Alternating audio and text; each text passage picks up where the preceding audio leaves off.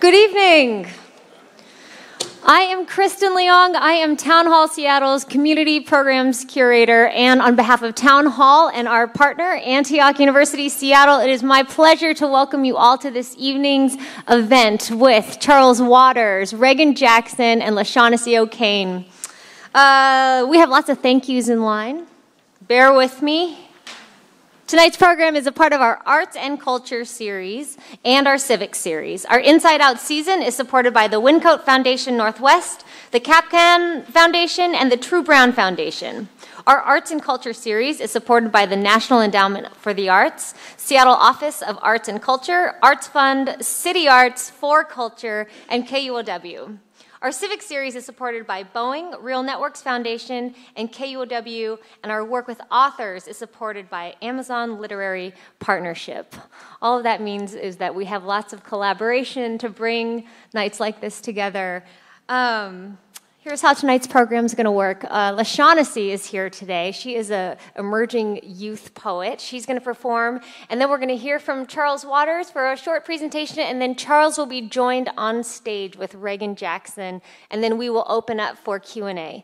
If you have a question, please come up and use the microphone here at the stage, and try to keep your questions concise and in question format so we have time to get to everybody. Let's see. Now it is my pleasure to introduce to you Lashaunycee O'Cain. She is a 16-year-old high school junior and has been writing poetry, novels, and music since age 9. She is an advocate for proper arts and environment funding. She is a former Youth Speaks member and a current Totem Star member. Lashaunycee has dedicated her passion to the creative and performing arts, and to making her mark on the artistic community. Under the alias Leo, Lashaunycee has released hip-hop and R&B music and is continuing her journey of self-love, identity, music, and poetry in order to bring change to public schools and performing arts in Seattle. Please give a warm town hall welcome to Lashaunycee O'Cain.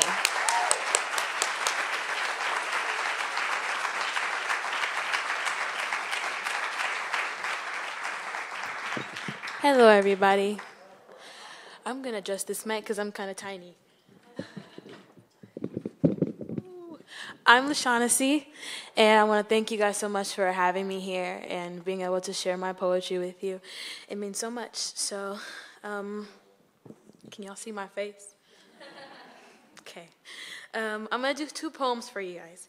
And the very first one is called 400 Black Shadows. 399 years of black resistance still isn't enough. 300 bodies lining from Sanford, Florida to Staten Island on Bay Street to Ferguson, Missouri to Oakland, California to Detroit, Michigan, and back to my feet still. It isn't enough.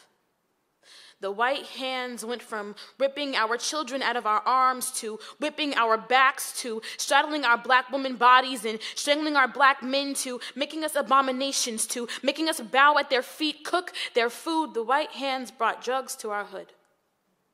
They stole our hearts and replaced them with speedballs erupting from a broken fire hydrant.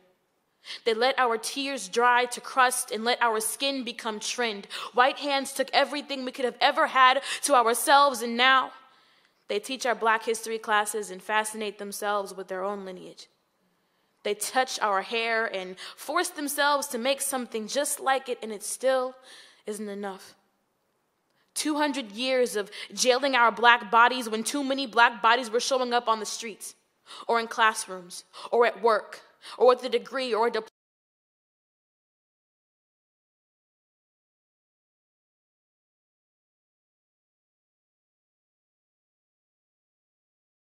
Isn't enough.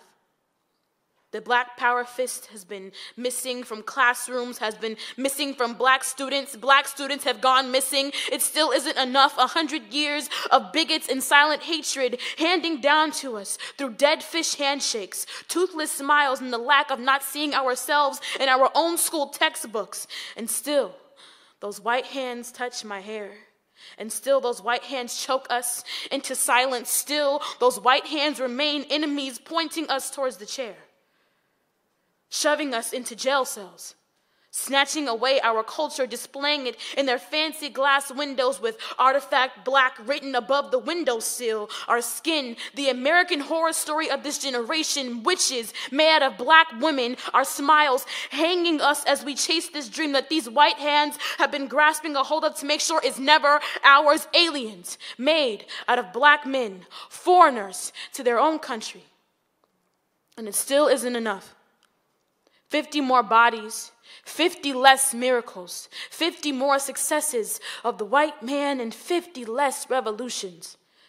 40 sons, 30 bullets, 20 daughters, 10 decades, 5 white hands, and one of the white American dream turned black.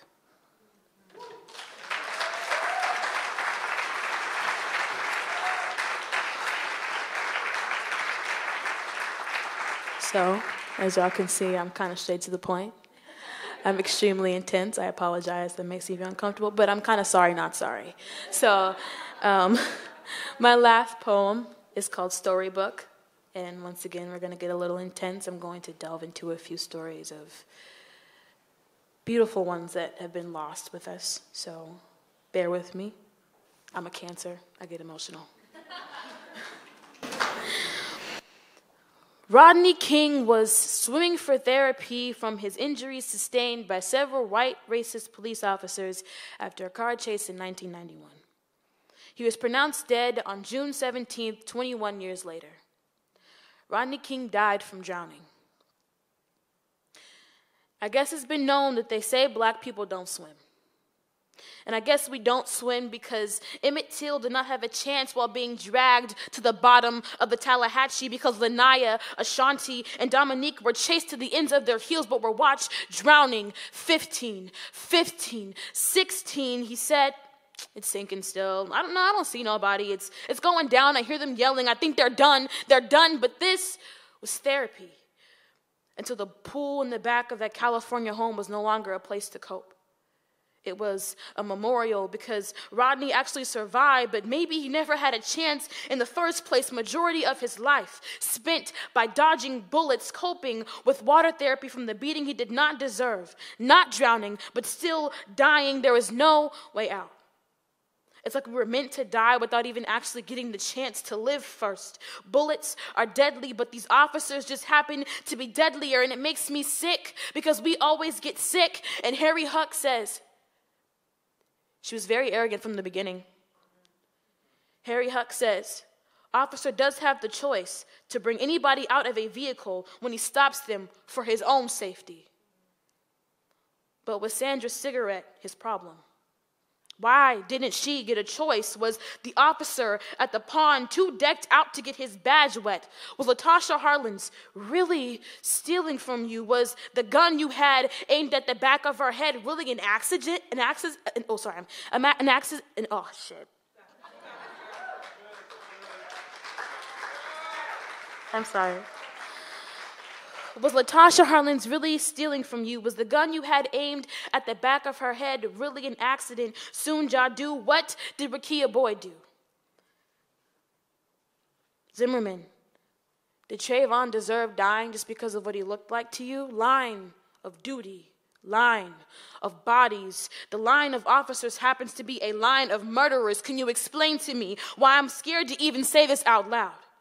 Afraid that white eyes of white men are looking at me and planning my accident next. Why am I scared of this? Why am I afraid that our lives are always in danger? Because our lives are always in danger. Tell me, was Latasha Harlins' life worth only 5 years of probation? A murderer walks free after 5 years of actually being free. Was 15 years of black girl only worth $500? Was her life worth $500? Was Latasha worth 400 hours of community service? Was she community service for the government? 15 years and a million dreams bashed and battered by the metal of bullet and the stain of gunpowder. Could it be possible that we were not meant to be here in the first place because we always waste away, whether it be in jail cells, on cots, or having our innocence taken away from us, on cots, or being beaten, on cots, dying, on cots, being cut open, on cots? Khalif, I know sometimes a brother isn't always a brother. I know this system is against our prosper, against our strength, and against the pain that we carry. I know that sometimes this world of brothers will always go against each other, but we were taught these things. Khalif, I am sorry for the pain you had to bear. Khalif, I am sorry that the world stole your will. These cots are not for rest anymore. These cots are for beatings these days, but we are not here to die by the hand of the devil. We are not here to rest. Rodney King's father drowned in his bathtub, and Rodney King, who was a father, drowned in his pool. And I ask, why couldn't at least one of us be saved? Tons of souls drowning in water are living without enough of it. We are afraid of so much. Afraid of living a little too long because it seems like that is never allowed, and afraid of wanting everything because we are too anxious to lose it. They wonder why all we seem to know how to do is fight, but it's because it's all we've been doing since the beginning of time. And the death of many, the blood and the worst of what worse becomes is what we are used to. We keep losing and losing all that we have, even if that is nothing but ourselves. We die and we die and we die again, but there is always another one of us. So I ask, is centuries of dying enough death for us to be resurrected? I ask, how is it that the one thing that we need to be able to survive can kill us too? I ask, just when will we begin to win? Thank you so much.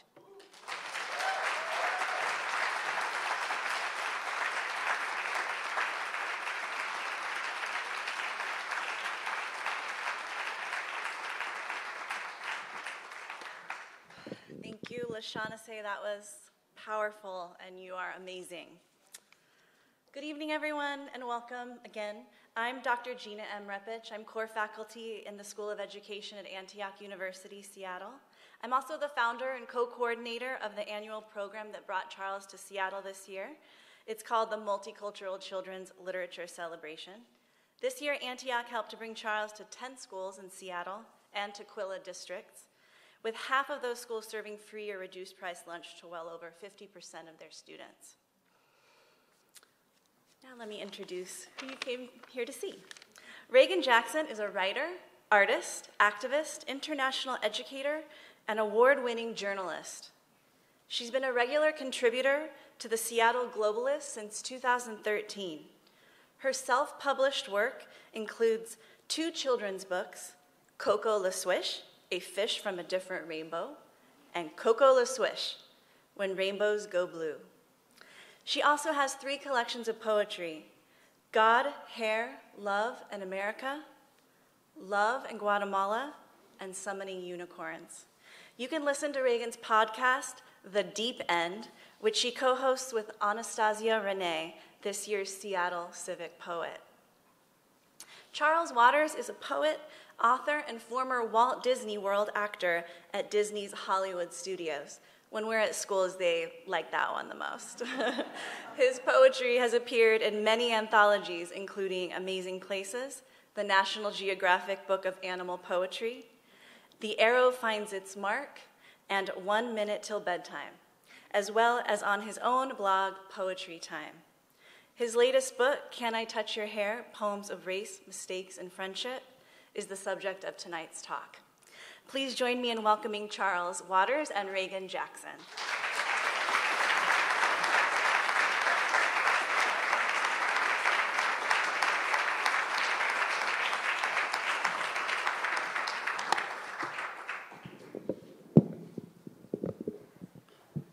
Greetings and salutations, everybody. It's a pleasure to be here in Seattle, away from super cold Manhattan, where I live. So what we're going to do is, we decided, Reagan and I, Reagan's questions, she did her research. Her questions are so good that I'm going to shorten my solo talk with you all. I'm going to read some poems from the book, both my poems and the ones by my co-writer, Irene Latham, who's from Birmingham, Alabama. And then after I read a couple of the poems, I'll have a nice talk with Reagan here. So I'd like to read for you and perform the opening two poems from Can I Touch Your Hair? This is, to tell you quickly, for those of you who don't know, Irene and I decided to take our experiences from the 1980s and put them through a 21st century lens. And Irene is, or was as a child, super shy, and as a child my nickname was Motor Mouth. So we have enough differences that help the book. So this is Irene's poem, the opening poem of the book called The Poem Project. When our teacher says, pick a partner, my body freezes like a ship in ice. I want Patty Jean, but Madison has already looped arms with her. Within seconds, you never know what he's going to say. Charles is the only one left. How many poems, someone asks. About what? Do they have to be true? Mrs. Vandenberg holds up her hand. Write about anything. It's not black and white, but it is. Charles is black and I'm white. My response poem, Writing Partner. Mrs. Vandenberg wants us to write poems? Finally, an easy project. Words fly off my pen onto the paper like writing is my superpower. The rest of the time, my words are a curse. I open my mouth and people run away. Now I'm stuck with Irene. She hardly says anything, plus she's white. Her stringy dishwater blonde hair waves back and forth as she stutter steps toward me. My stomach bottoms out. Hello, I say. Hi, she says. I surprise myself by smiling at her. She smells like a mix of perfume and soap. We stare at our sneakers before I ask, so what do you want to write about? She shrugs. I say, how about shoes, hair, then we can write about school and church? She takes a deep breath. Okay, I match it. Let's start there. So those are the opening two poems from the book. And thank you. And I'd like to do a couple more. One is about hair, and this is where the title of the book comes from. The title of the book, it was called a different title, but the marketing department at Lerner Publishing Group, my publishing house, came up with that title, and there's a reason why they get paid good money in marketing, because the title was perfect. I'd like to read Irene's poem first, which is called Hair. Now my hair is long and straight, a curtain I can hide behind. But once, when I was little, I begged for an afro. So Mama cut my hair short as a boy's and gave me a perm. I fluffed it with a pick, big as it would go, until my brothers laughed, called me a circus clown without the red nose. My poem is called Strands. On a random Tuesday on the bus, Dennis asked me, can I touch your hair? He pats it before I can respond. Feels like a sponge, he says. My fists clench and my face gets hot. You need to learn to wait for an answer after asking permission, I tell him, and pat his hair hard. Oh, how about that? Your hair feels like a mop, I say. I keep my fists ready, but he turns away. Another one is about police brutality. And let me turn to it right here.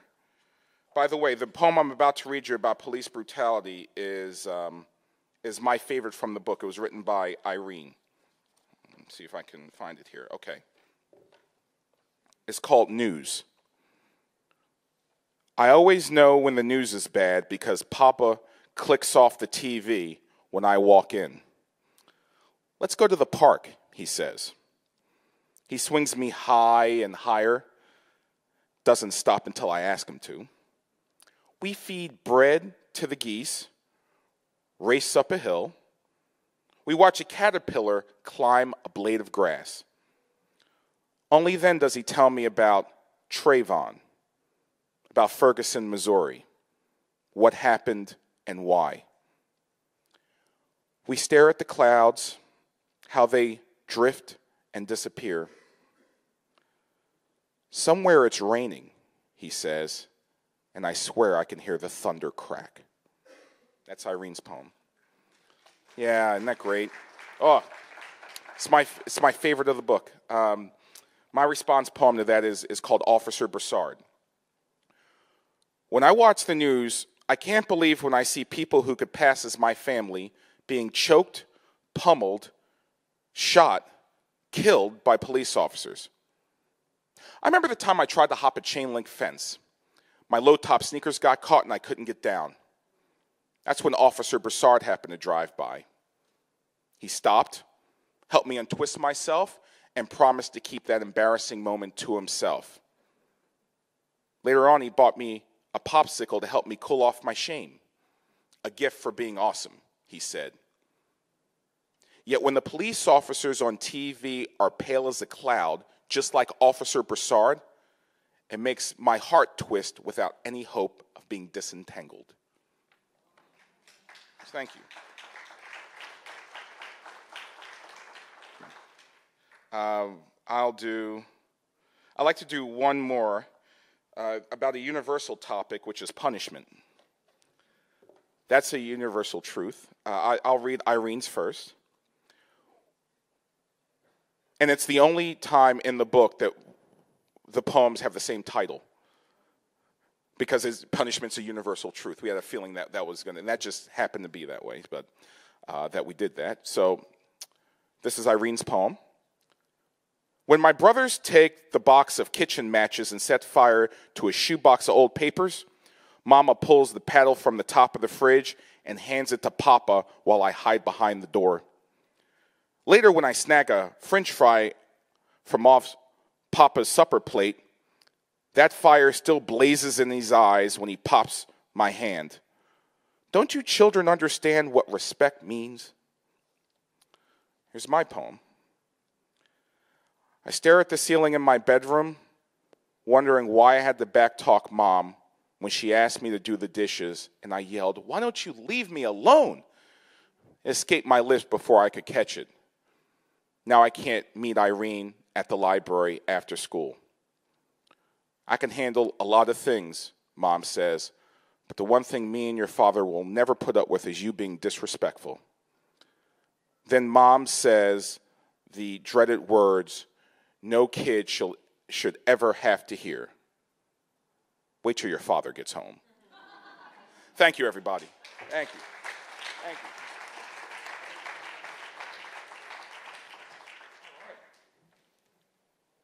I love this book.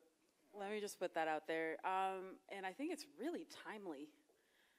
I do too, yes. Yeah, tell us all about the origin story of how this came to be. So I have had many rejected manuscripts in my life, and I finally, after many years, got poems in different children's poetry anthologies, getting my name out in children's literature.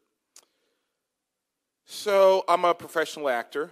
I've done commercials. I did a guest starring role that just re-aired on January, earlier this month, on a TV show called Kevin Can Wait on CBS. So I'm making my way as an actor in New York City, but I also have my own children's poetry show that I perform called Poetry Time. So I'm doing something called background work. That's like the lowest of the low in the business. And I'm sitting next to all my fellow background actors on the set of a TV show called Power in Brooklyn in February. It's freezing, I'm miserable, I'm learning lines for Poetry Time, trying to escape in my mind the fact that I'm doing this skullduggery of work. I look at my phone and I get an email from Irene Latham. I knew Irene because some of the children's poetry anthologies I've been in, she's been in. So we kind of knew each other, though we had never met. She says, "Charles, I have an interesting business proposition for you. My editor, Carol Hintz, at Lerner Publishing Group, who I just did a book with called Dear Wandering Wildebeest, Poems from the Waterhole, would like to do a book about race. universal topics with race as a through line.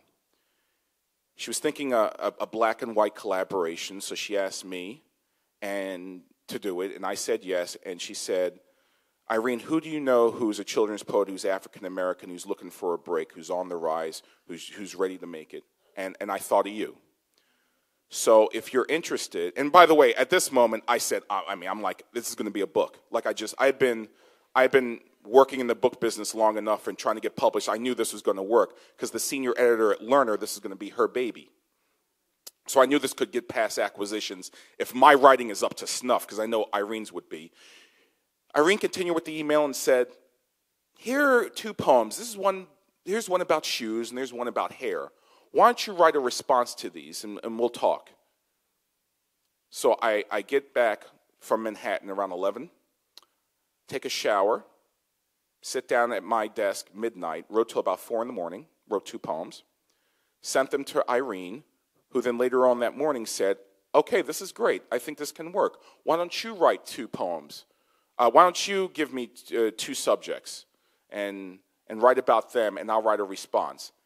And then gradually we came together with the book. We had and it's not this book, we had a working manuscript, because this book was heavily revised like you do when you're writing. But we had a manuscript to Carol in 3 weeks. Probably the most freeing writing experience I've ever had. Because I knew, to quote Hamilton, this is my shot. So let's rock and roll. And Irene felt the same way in terms of the urgency of the book. And the poems kind of flowed out of us. We originally just used the names Charles and Irene, thinking about childhood experiences in our lives. We just used the Charles and Irene names as placeholders, because we were going to replace them later on, and then the poems became so personal, that's when we decided to take our 1980s experiences and put them through a 21st century prism and just keep our names.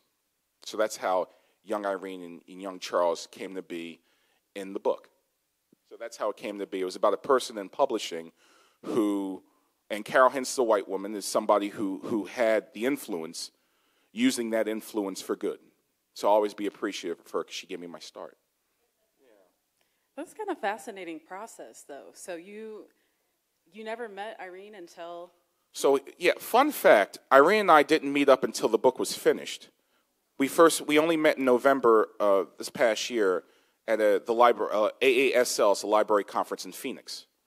So we wrote the book together basically through Google Docs, Microsoft Word, texting, and we only spoke on the phone maybe 3-4 times. And two of those times was with Carol Hintz, doing a conference call while we worked on the manuscript. So that was it. So I never met her until the book was finished. So, yeah. And how did that work in terms of picking topics for each poem? We were extremely kind to each other in terms of, you give 2 topics, I give 2 topics, and we'll just go back and forth. And then somehow, after we exhausted our topics, we tried to find a story. We tried to give it an arc. And then Carol, being the wonderful editor she is, she cut there's a lot of poems. We probably wrote enough for 2 books. And Carol cut about half of those in order to create a dramatic through line. So, yeah. Ooh, so what got cut that you're like side-eyeing about? Once again, another favorite poem in the book, or that's not in the book, my favorite cut poem was Irene's poem called Willie Babe. Irene grew up all over the country. She spent many years in Saudi Arabia, where people would ask to touch her hair. So because she spent so many years around black and brown folk, I thought she had a unique experience to write this book. And she had a foster brother named William. And after a period of time, he left. She was a little girl. And she was so devastated that, and William was an African-American boy, that her mom gave her a black doll. So she called it Willie Babe, and that was like her bestie. So that broke my heart when Carol cut it. But Carol was she was so kind. She said, I'm cutting these series of poems because I'm a mean, awful editor, and I don't want this book to do well at all, and you're just going to hate me, have to hate me forever. So, of course, I start laughing. But, yeah. So that's what happened. That's how that happened. That's my favorite cut poem from the book. Oh, well, do you feel like it's missing then any nuance, or do you No, feel like you still? She distilled it to its bare essence. Carol did. There's not an ounce of fat on the book. So I learned a lot about editing through watching Carol work with her suggestions. And yeah, if a poem's not going to fit, you just have to cut it, and it's sad. But the good news, and I've done this a lot, is I'll have my own Microsoft Word document with all cut poems or phrases that I like that got cut from anthologies or manuscripts, and I just put everything there so I can always refer back to it, so I never think it's gone. Well, one of the things that I really enjoyed about this book is that there's a sense of vulnerability, and especially like knowing that it was written by two people who are kind of acquaintances but not like besties. Like, I'm wondering how your relationship evolved through this process of working together. Because the book was so personal to us, I shared stories about my life with Irene that I've never told anybody else. And she's been nothing but accepting and non-judgmental and kind to me. And she's told me some pretty intense stories about her life. And now her 3 boys, who I haven't met, but I've emailed one of them, they call me Uncle Charles. So now Irene has become a close personal friend, somebody I can truly rely on. That's all because of this book. Oh, that's beautiful. Yeah. Aw. Yeah, and so, hence the matching shoelaces as well. Yes, there's the shoes poem in the book deals with. I'm wearing rainbow shoelaces. Both our characters want shoes that are super cool instead of that are sensible and that fit us, and rather than getting shoes that don't fit that well but are cool to look at. So because of that, as a marketing idea, because let me tell you something, man, to any upcoming authors and illustrators, marketing's like half the battle. You got to embrace it with everything you got. So Irene and I came up with an idea of getting rainbow shoelaces. So we bought them in bulk, and then at different conferences, we would give them out to educators, and we give them out sometimes to kids. So that's how that came about. Well, there are so many different themes that kind of run through this. It's, you talk about friendship, race, and mistakes, but there's also kind of the moments of patriarchy in families or moments of religion. And yes. I'm just kind of wondering, through that, what are the kinds of conversations you most are hoping to inspire? It's so difficult to, and I'm as guilty as anybody, if somebody says something that makes you uncomfortable, you not get defensive over it. Mm-hmm. I think that's the toughest thing. Our egos get in the way sometimes of our humanity. So if somebody wants to talk about something that's uncomfortable, it's important to at least hear them out. Let them get everything off their chest before you respond. So what I'm hoping, I can't speak for Irene, but what I'm hoping is that the book inspires dialogue to talk about what's going on in this country. So I don't discuss my politics much, but I will say that the current president, I'm not his biggest fan. But I have friends, a good friend of mine, who just thinks he hangs the moon, just think he's wonderful. So I've started listening to talk shows and podcasts with people whose politics could not be more opposite. Mm-hmm. And even though I want to throw something at the wall sometimes, listening to it, it's been a big help, because people who did vote for our president, and this may be controversial, but some of those people are not racist. They're not. They're people maybe they're in a lower economic status, and what they see is a possibility of them feeding their family, of having better insurance premiums, and just getting by. And some of the stuff that our president does. Some of our Republican friends have told me some Democratic presidents have said and done some pretty awful things, if we're being honest. So I've had to look at how I feel through a different prism sometimes. But I'm proud that my friendship with him remains, because he lost the relationship with his best friend, his cousin. He's known, and this person's my age. He's 44. He's known his cousin all his life. They've been best friends. This election broke it. They haven't spoken since. Our president's been in office about over a year. So it's taken a lot. It's taken a lot of me listening and just not agreeing with somebody, even though I don't see how on God's green earth I can be a fan of this president. I realize that there are people who do respect him, and I'm trying to, with all my heart, understand where they're coming from. So if this book sparks talks like that, then it's a win, I feel. So, yeah. Like, going back to the title of it being about race, mistakes, and friendship, what are the mistakes you see? Well, going back to our childhood, and I've been guilty of this, of when I was younger, kind of talking to me. There's a poem in the book where the Charles character talks too much, and Irene's like, I just need a break from people.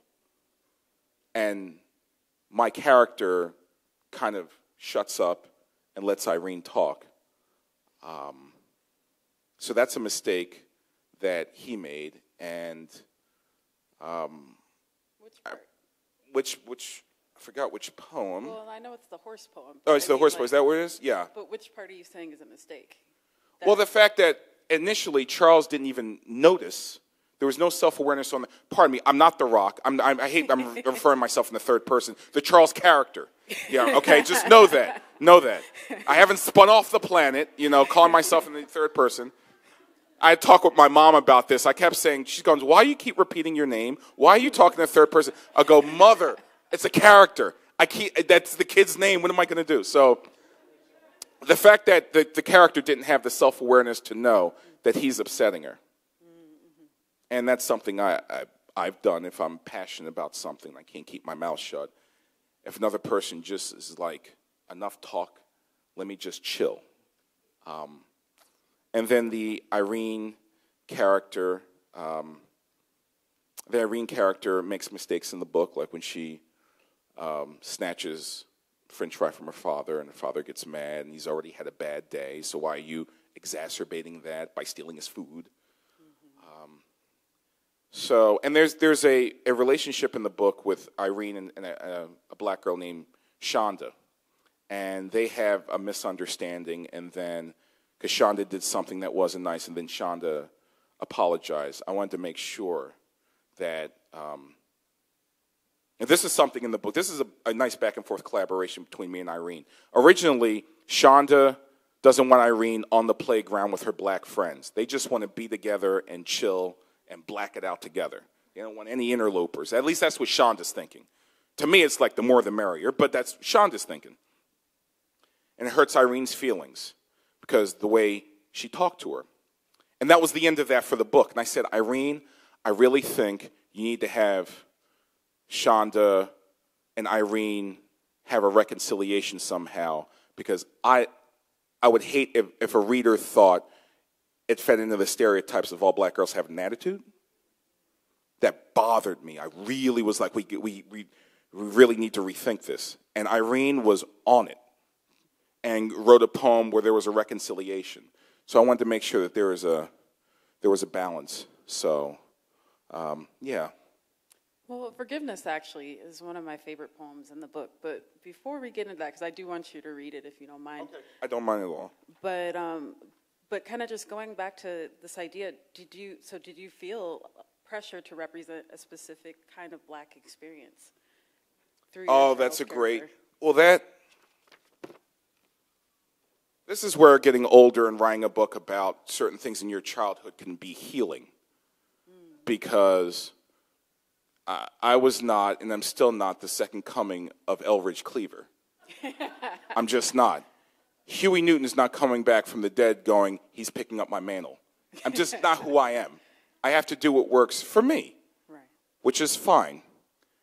As a child, it was a totally different ballgame. I was called all the things that, I mean, if people call like Oprah Winfrey a sellout, or say James Earl Jones talks white, and these are people who have, both of them grew up poor, and through hard work have made their way to the top of their profession. If they're calling those people sellouts, I was like, there is no hope. People are going to go buck wild on me when I get older. And that's what happened. So as I became more of a man, I realized I can only write about my own prison, the way I think. And I know I'm an African-American man. I know my experiences. Because I talk a certain way doesn't mean that I don't have these feelings that may not match, quote unquote, the way I sound. So I was able to pour all that into the book. So that was super helpful to me. So I can only talk about my experiences growing up as a person of color in the 80s. The only way I can, and trust that people will recognize that, of all colors. So, yeah. So I'm glad this happened at 44 and not 24, because I wouldn't have been ready to write the book. This is where I hate, America's obsessed with youth. Getting older rules, at least for me. I become a better, it's true, it's true.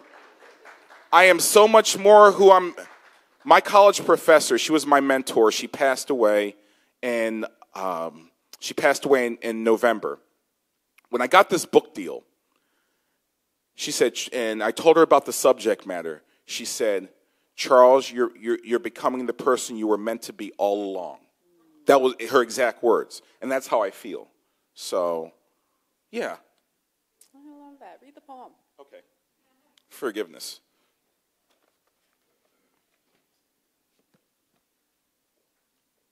I start walking home from school when I hear my name called. I turn around. It's him. Yes, him. The one who once asked me, "Why do you always try to act like one of us?" All because I earned my A+ report card, pushing through homework instead of playing video games, not saying you ain't, or you is, or I'm doing good. "Hey, man," he says, "I'm sorry for what I said to you a while back." I freeze in shock before matching his extended hand with my own. "Wow, thanks, man. That means a lot. I'm curious, though, what made you apologize to me?" "Well," he says, "last week a couple of African Americans asked me the same question I asked you." Yeah, so that's forgiveness. And here's the apology poem that Irene was talking about. When Shonda presents her family tree to the class, I see all the top branches are draped in chains because my ancestors were slaves, she says. I swallow. I want to say I'm sorry, but those words are so small for something so big. Still, I want to try. So I write it on a scrap of paper, find her library book, and tuck it inside.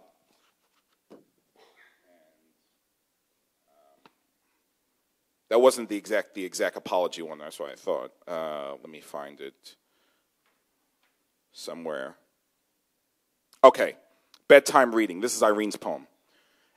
After homework, I read The Black Stallion for the third time. I imagine I'm Alec, coaxing that horse with seaweed, and it's me the stallion is saving when he stomps out the snake. When I find a note from Shonda tucked inside the pages, I can't wait to tell Charles. Sorry for freezing you at a freeze dance, it says. I smile the same way Alex does when the stallion nuzzles him for the very first time. Yeah. Isn't that a great poem? Yeah.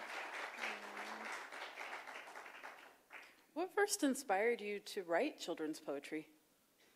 excellent question. I'm a professional actor. I've done children's theater all over the country. I get hired for this company called Poetry Alive, based out of Asheville, North Carolina. They take 2-person teams and go all across the country performing poems, the classics, from Edgar Allan Poe to Robert Louis Stevenson to Maya Angelou, and so forth and so on.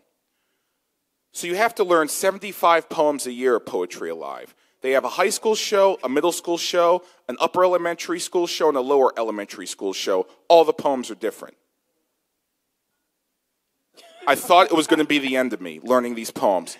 I knew nothing. I'm 29. I know nothing about poetry. I'm like, what is this nonsense? I was like, Charles, be grateful. You're getting a paycheck. Just learn these lines, do the show. You're getting paid for 9 months. Go. So there's something to be said about performing from the best writers in the world. It kind of gets in your bloodstream. So finally, I'm thinking, I think I'd like to write a poem.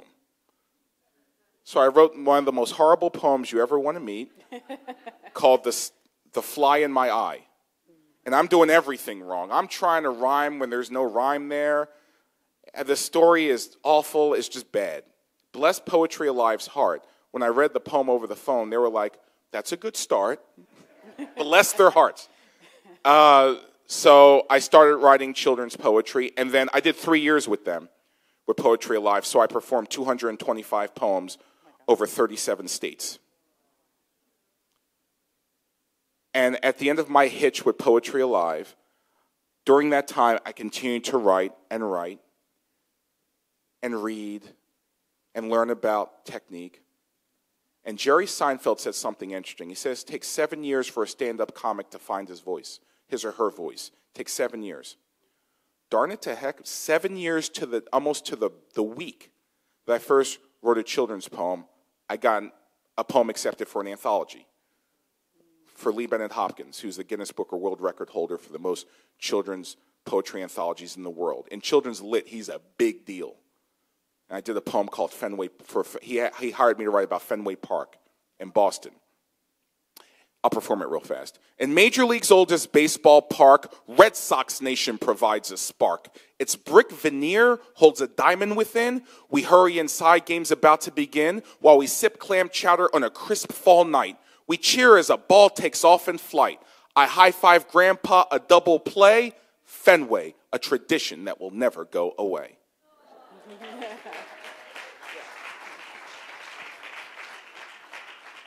I tell this to students all the time. Just because you write a poem once doesn't mean you're done. You got to learn to love revision. That took 100 drafts. Lee about broke my spirit. He was like, Charles is still not there. Charles is still not there. So by the time I got into a National Geographic one, they gave me a super horrible deadline, which they apologized for, and I wrote a poem for National Geographic in 3 hours. They said, I get an email, Charles, we need the poem. We're so sorry. There's one more poem in the book. We should have asked you earlier. Do you have any poems about a toucan? I tell the...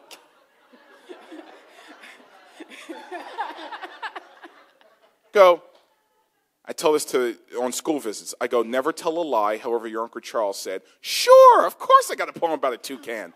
When do you need it? We need it yesterday. Well, I'm busy. Give me a couple hours and I'll send it to you. Went to Wikipedia in 0.2 seconds.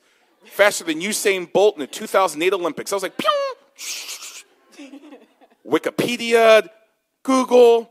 I noticed that toucans have this beak with all these different colors.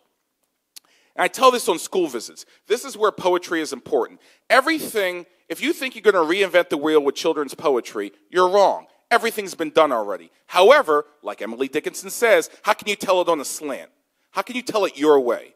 So I notice all these colors. So instead of saying black, blue, yellow, I came up with a poem called Visiting an Old Friend. Ebony, cobalt, frosted gold. Gazing at this never gets old. Ruby, chestnut, and daffodil, splashes of color on a toucan's bill.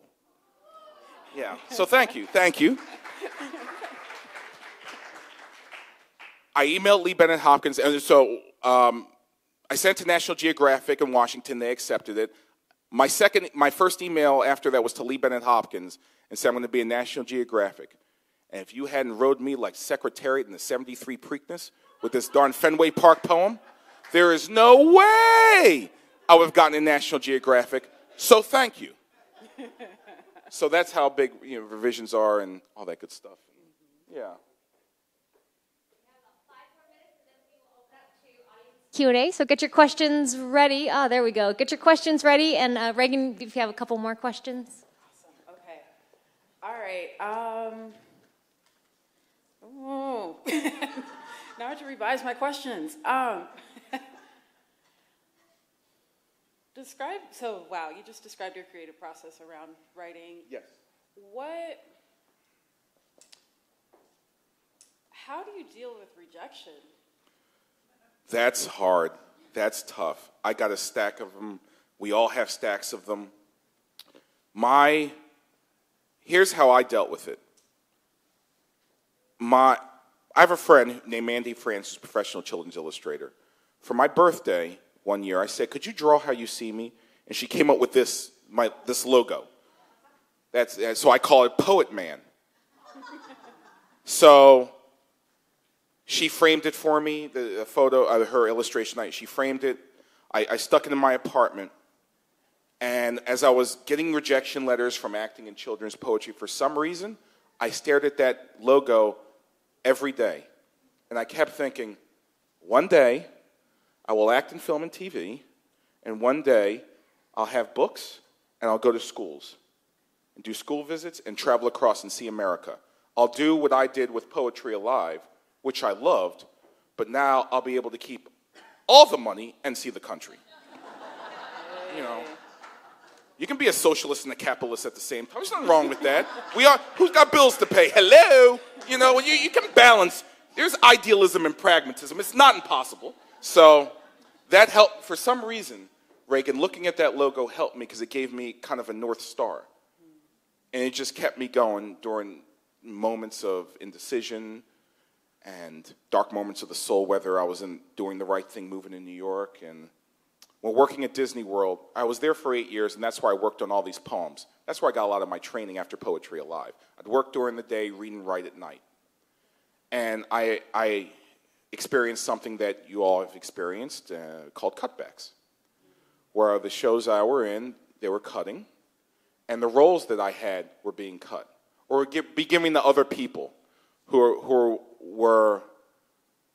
the company had in mind for them to carry forth with particular shows. So I'm out of a job. Thank God I'm not married. I have no children, because some people whose jobs got cut were married, kids, crippling mortgages. My friend Lori Centeno, who's a teacher in upstate New York, said, "Charles, this poetry time thing, she had seen some of it.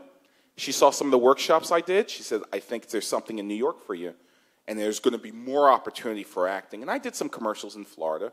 I got my Screen Actors Guild card in Florida doing commercials and all that stuff. But he said, "Charles, there's more opportunity in New York." So I just picked up stakes and went there, and with me and my logo. And that just helped, and literally that's what kept me going, because I just needed I just need to see it. It's good to visualize things as long as you keep putting in the work. You're not going to sit on your couch, eat Cheetos, and miracle yourself to success. But that helped me. That helped me a great deal. So yeah, that logo is how I've handled rejection. It's still hard. It is. There's nothing fun about it. Which gave me the impetus to create my own deal, because I'm not going to reject myself. So it was a big help. Oh, I love that. Yeah. So what's next for you? What's the evolution of your vision? I'm working on other manuscripts. It hasn't been picked up yet by Learner. We'll see what happens with the book. Irene and I have been working on a sequel. Some super tasty, difficult subject matters. It's been nice to collaborate with her again. To quote Irene's mom, we're cooking with gas. We have the bones of a great manuscript, but it's going to be a matter of Learner accepting it. There's a lot of moving parts with publishing. Are Sean and Selena going to illustrate again their book for the next year on their own personal projects? a lot of moving parts have to come together. However, the response of the book has been encouraging. We're in our second printing already, and it was released in January, so we're in our second printing. We've got, thank you. Yeah. Thank you. Kirkus Reviews, which are notoriously stingy, gave us a star review and said, a book worthy of being in any classroom in America. That was the final line of the review. So these things help keep Irene and I going. These reviews and the response we're getting. And these subject matters for the sequel, if it goes, are pretty difficult as well. And actually, some of them I'm actually legitimately nervous about, more so than this book. I think this book has helped give both of us more courage and take a chance. So I'm working on personal projects. Irene has another book out, a solo book coming in the fall, and I got stuff in the pipeline that I'm sending out. So I'm still writing away. So there you go. Anything for adults? No, you know what? For some reason, because I perform children's poetry so much with Poetry Alive, it's kind of in my bones. I appreciate adult poetry, but there's something about the emotion and the immediacy of children's poetry that just get me. So yeah, it's almost like a student once asked me, what's it like writing? And I said, imagine if you're writing to your 5th grade self and go, hey pal, check this out. So you're kind of writing your childhood self. Yeah, so there you go. Oh, thank you. Thank you, it was wonderful. Thank you, everybody. Thank you so much. Charles and Reagan, thank you so much. Come on up and bring your questions. Come on over.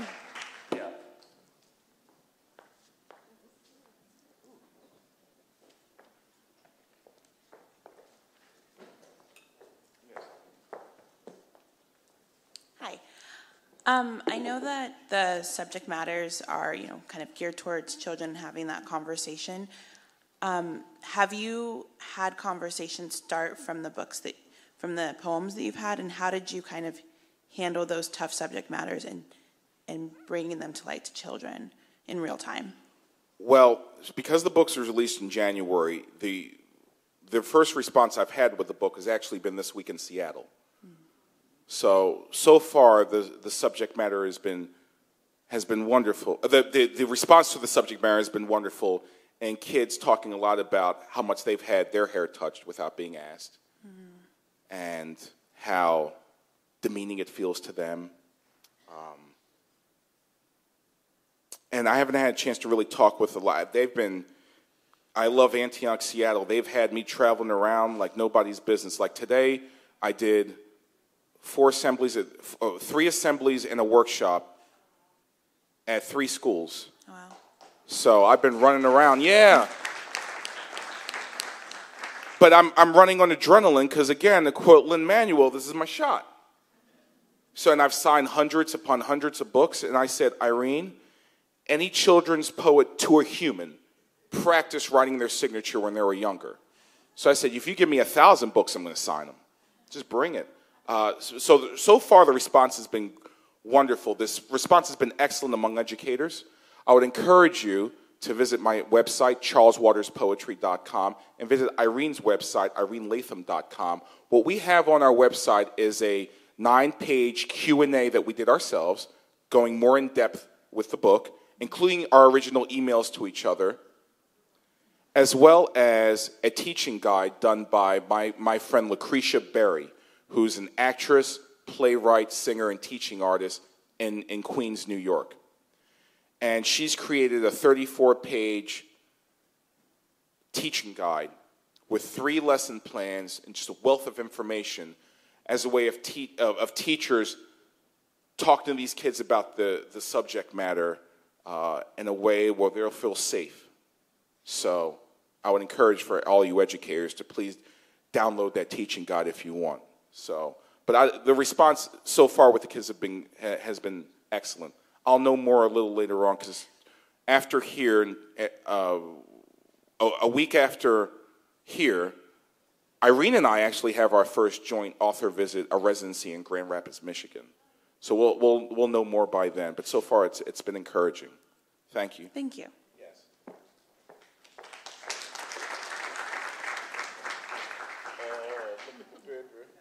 Look at the baby. Look at his cheeks. Oh. I am a sucker for infants. Hi, bud. Hello, good evening. My name is Alam, and it was just by coincidence that I happened to come across a lady that shared people having fascination touching her hair. So when I took my daughter this morning to a book club, a read story time in Mercer Island, we came across your book, and she mentioned that you were in town. So I was online trying to find you, and that's why we were late. But anyway, so my question is there? We're new to Seattle. We're new to America. So is there room for an African narrative within the African American narrative?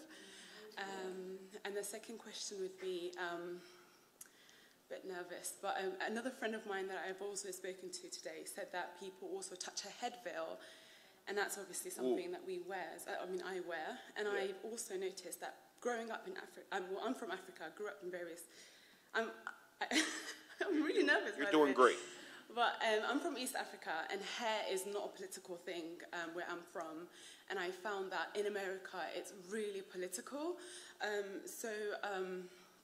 My question would be sort of how to educate others and make people aware. I don't know. Lost my train of thought. That's right. How to make people aware of. For me, I'm sort of surprised that it's even a thing. Yes. For people to even trespass, boundaries in that sense.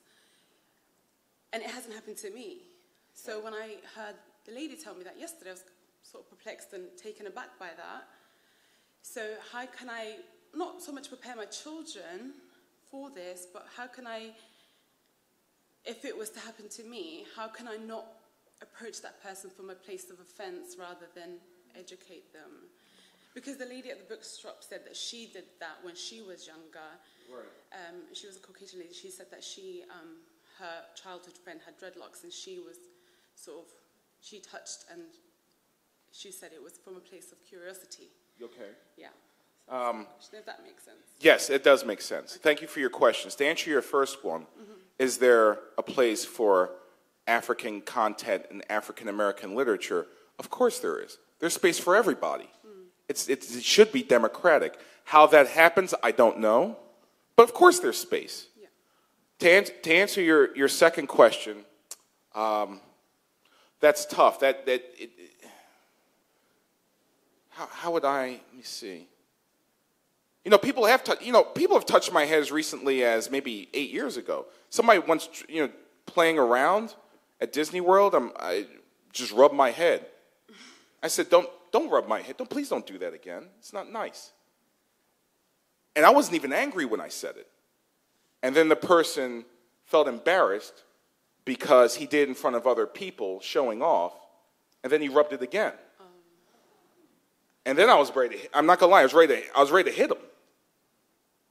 And I stared at him, and he walked away, but he never did it again. The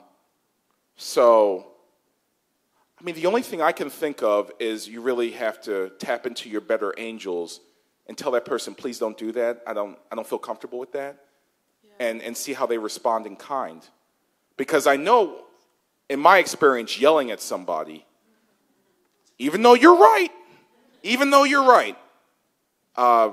sometimes does more harm than good. Yeah. In my experience. Yes. But that's tough. And because America is having this dialogue now with boundaries, that's a necessary question. Getting people who are too handsy. Yes. Out of curiosity.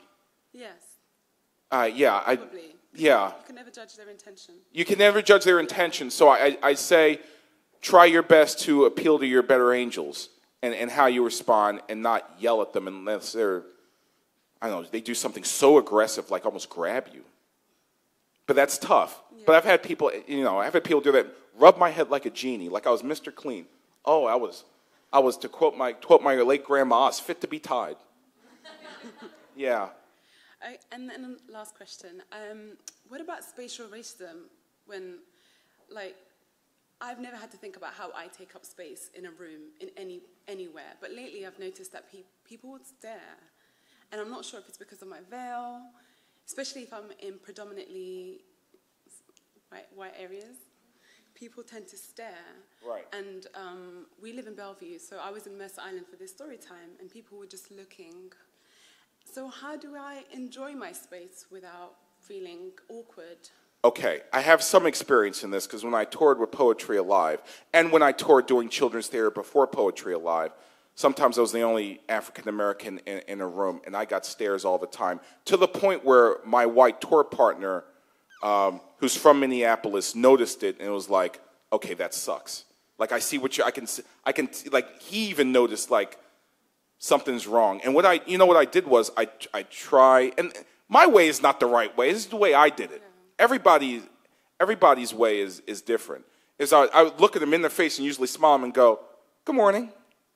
And that would kind of just get them out of their ignorance really fast. Or get them out of that staring, because they may be staring out of curiosity, which is not a bad thing. But I found that helped with me. And because I did so much traveling to, many places where Montana and Idaho, and I would get the stare, and I just, good morning, how are you, how's your day? And they'd stop staring. But that's how I handled it, but I'm not saying that's the right way. Thank you so much. And you're so welcome. What's your baby's name? Miriam. Hi, Miriam. Hi, Miriam. Look at those cheeks. Thank you so much. You're welcome. What's that? Would you mind if I respond slightly? Absolutely. Okay. Sorry, I can't contain myself. Mostly because I've had a lot of hair-touching incidences, and I've handled them differently every time. And I wanted to invite you to make a decision for yourself on how you want to handle it in each situation. And sometimes it might be an educational moment. You might feel generous or benevolent and feel like educating, and sometimes you might not, and you're allowed to do that too, and that's okay. I think one thing that I really love, kind of going back to this book, is that it's a book that encourages people to express authentically their humanity. And I think oftentimes we're not given that luxury or that privilege of being angry when something is offensive. It's like, I have to do the spiritual bypass and just go straight to, I'm the better person and I'm going to teach you, when maybe that's not how I really feel. And also maybe that's not what the situation really calls for, because a lot of times these people that are so-called ignorant aren't. And they've done this many, many times. And they haven't learned the lesson yet. So, sorry, just wanted to put that out there. Perfect. I agree with you 100%. There's really my way is not the right way. I was just my way, but in yours and either. But yes, that's equally valid. But, yeah. And there was sometimes I almost got into a fight in Alabama, and and if I that spiritual bypass was needed. And sometimes that was but I agree with you. Yeah, it's yeah, right, exactly. Yeah, so yeah, that's equally valid. Thank you. That's great. Next question. Hi. Yes. I have two questions. First of all, awesome book, and thank you for writing this. I definitely would have benefited as a child looking biracial and having this kind of hair. I hated it. I had to grow up and like it and be part of my identity. But I was wondering if you have any plans of maybe providing this book in a different language for Afro-Caribbean students, and maybe Spanish. I think that'd be a really unique perspective and opportunity for students. Just curiosity if that would be something you thought about. Somebody else asked that to me when I posted the book on Instagram, and I asked Learner. I went to Learner's Marketing, and I emailed them, and they said maybe in the future, but not yet. Mm-hmm. So that's all I went by. Yeah, okay. I would hope so. That'd be great. And people were really passionate at AASL about making it an audiobook. Yeah, having kids read it. Definitely. Having kids playing young Irene and Charles. So yeah, keep the kids quiet in the car, right? Right, exactly. My second question is, looking back into when you were growing up and developing your poetry, Do you have any tips for young people or any person who wants to start writing poetry? I competed in poetry out loud in high school, and then I stopped with college and work and kind of lost my words in writing. I tended to think that I'm a terrible journalist because I can't write, and it brings me to tears to write everything I feel. So do you have any tips for that, or anyone who wants to start writing? On writing or getting into the business? Just writing. Or writing? Yeah. What's helped me is I do a stream of consciousness form of writing called diving sometimes. And diving is, I learned this from somebody named Carrie Newcomer, who's a Grammy Award-winning singer-songwriter. Took a class for her when I was at Disney World in Tampa. I took a class with her. And she said, think of a prompt like I love, I come from, and then write for 2 or 3 minutes and don't let your pen leave the paper. Even if you come up with, I have nothing to write, I have nothing to write, I have nothing to write, what will happen is you'll get into your subconscious, and some thought that you wouldn't have had, a unique way of looking at life on a slant, will come out because you're getting out of your own way. And through all those reams of pages you may have during the dive, you'll find something, or more than one thing, that works. And you can then spin a poem off of that. That's been a big help for myself, and it's a big help with students when I do that as a writing exercise. And I tell the students, I want you to do badly at this. Like, I want you to fail at this. Because by failing at it, you're going to come up with something that's going to be gold. So this will be the only time in school where I want you to do horribly. Like, do not try to spell everything correctly. Do not go slow. Get it all onto the page. So diving has been a big help for me, and I did that a couple times in the book when I got stuck. I got stuck a lot. So there you go. Thank you. You're welcome. And that's our time. Thank you, audience members, for joining us tonight, and Reagan and Charles and Lashaunycee. Thank you so much, everyone, for being here. Thank you. And thank you. And there are books for sale, and I will be signing in the back, people. So thank you very much for everything. Love Seattle Power. What a great city. Love it.